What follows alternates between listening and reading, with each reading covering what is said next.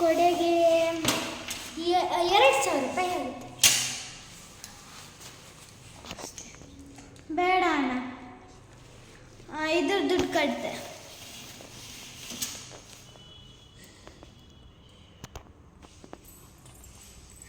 ಅಣ್ಣ ಅದು ನನಗೆ ಹತ್ರ ಬರೋ 55 ರೂಪಾಯಿ ಇದೆ.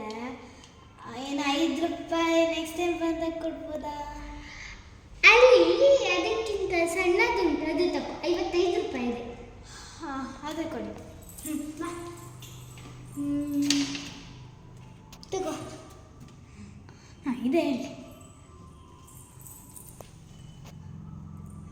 ಹಾಂ.